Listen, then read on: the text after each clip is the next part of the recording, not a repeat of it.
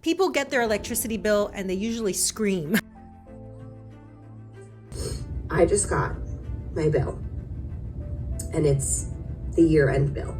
They're charging me an extra $1,300 for the year, and my monthly payment is going up $160. Does anybody else's state just have a garbage power company like we do here in Georgia with Georgia Power?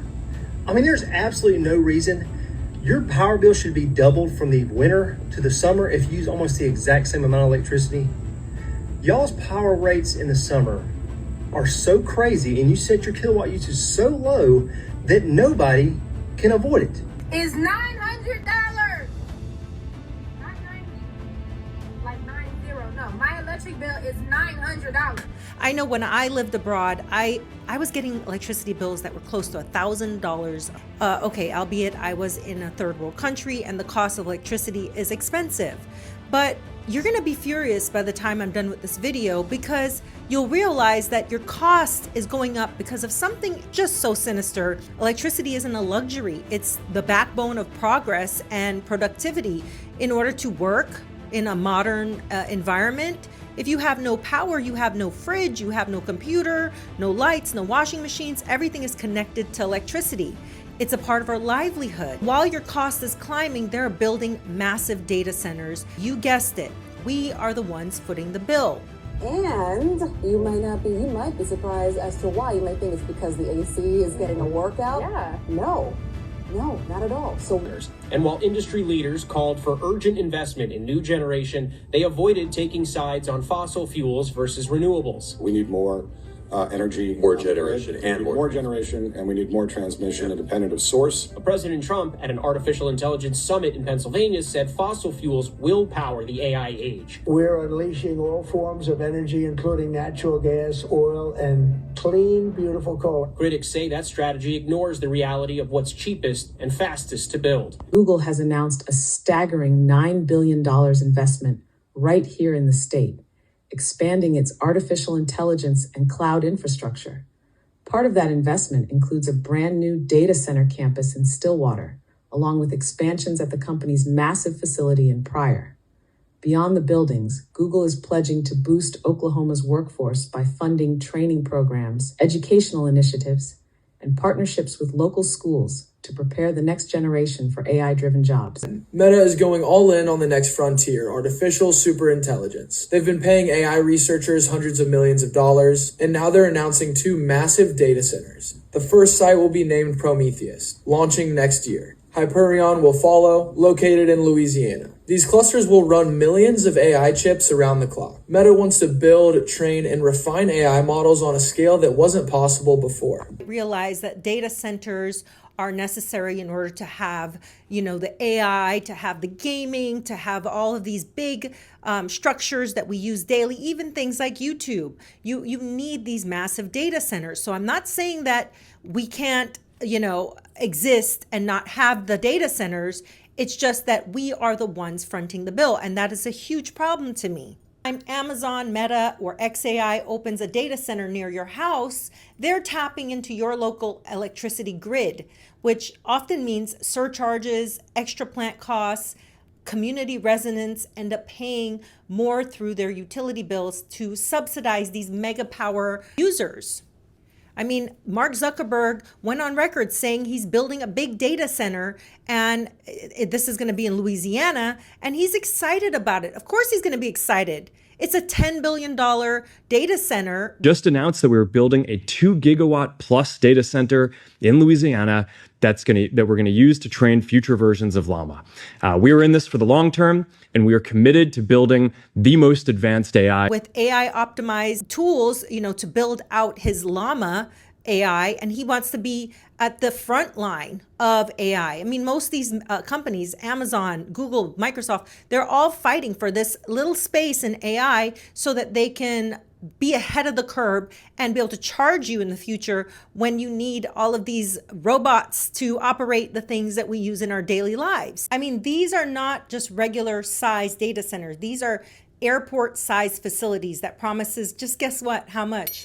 500 jobs. And construction gigs, obviously, right? This sounds nice, but 500 jobs in a trade-off for, billion-dollar tax break is just not enough, because many of those jobs are remote jobs for high-paid tech workers. The worst part is these states will rewrite laws, slap on a 20-year sales tax exemption and tax rebates, meaning millions of dollars in incentives to flow or to help Meta, this huge trillion-dollar company, instead of helping in their own community with schools and different things like fixing the roads and the infrastructure, all this money going to data centers. Most of the local jobs are low-wage jobs. These are jobs in security, maintenance, these type of things that eventually I believe will be automated soon.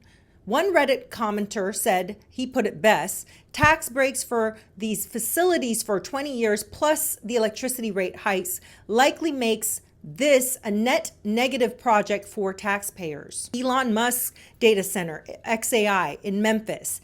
There's health risks, there's pollution. We went to Memphis and found an environmental crime scene.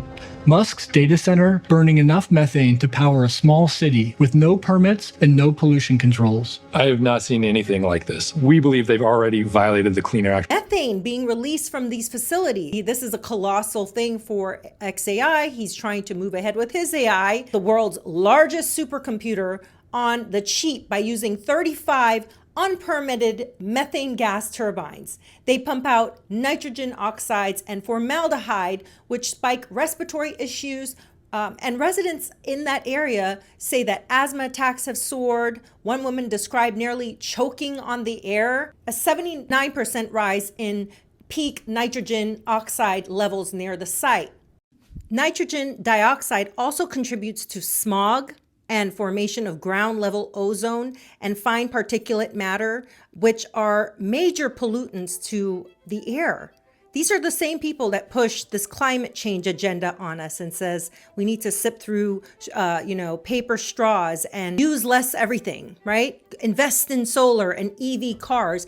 Have you ever seen a billionaire drive an EV?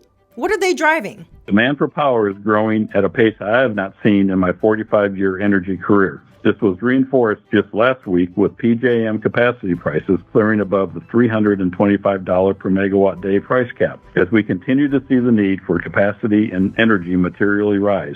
With AEP's generation requirements increasing to support capacity, this gives us confidence in our growing capital plan. This increase is largely due to new data centers and other industrial customers coming online in Indiana, Ohio, and Texas, resulting in a roughly $200 million year-over-year increase in revenues. There are critics fighting against this. People like the NAACP and other environmental groups are suing, contending that XAI violated the Clean Air Act by operating without permits. But despite all of the public backlash and outrage, XAI still got permits. These permits allow Elon Musk company to run 15 turbines until 2027, even though the aerial imagery showed up to 35 in operation. Now, I've never heard this term till I looked it up in this article, but activists warn this is environmental racism.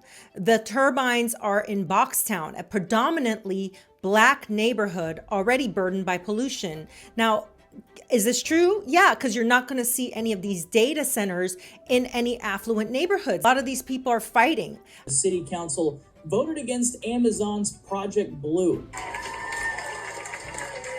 This is significant because data centers can use up a lot of water, and Arizona has had water shortage issues. So 290 acres have been approved for the project, but they needed approval to annex the site into city limits because of the huge amount of water required to cool the center.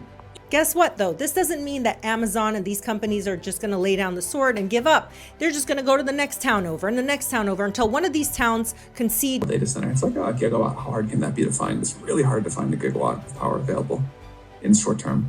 We're also very much limited by the processing chips and the memory chips, how you package these all together, how you build the racks. But again, the goal here will be to really automate this. Once we get some of those robots built, they can help us automate it even more. Most of us are asking, is that worth sacrificing clean air, community health, and transparent governance? I want to get into the transparent governance part. They're getting money from these companies, kickbacks, so to speak. And I'm alleging here because I don't want to get sued. Because I know you're smart enough out there to know that giant corporations lobby politicians with campaign contributions so that projects get pushed through faster. Fast track. This happens in third world countries and first world countries. Tax breaks are granted and regulation takes a back seat. Here's the cosmic irony in all of this is we are literally powering our own obsolescence. You work to pay your power bill, which powers a future machine that will eventually take your job. Meanwhile, these big data centers brag about how much jobs they're bringing in, but often those jobs don't stay in the community. Like I said, most of it is remote work given to these higher paying positions, these project managers and analysts that are doing these things at home in, say, New York or LA. And it begs a deeper question in the race for technological progress. Who pays the real price? Right now, if your electricity bill is making you crazy, just go ahead, share this video with somebody else so that they understand that there's a light that needs to be shined on this, that people need to realize where their money is going. You know, I hate these people. I actually hate these people. I think they're ruining our lives. Their systems are ruining our lives. And then they keep getting ahead and literally being told they're superstars in the community for making these technological advancements. Yes, but with the help of us, we are subsidizing billionaires to then take our jobs. Have a great day. Think for yourself.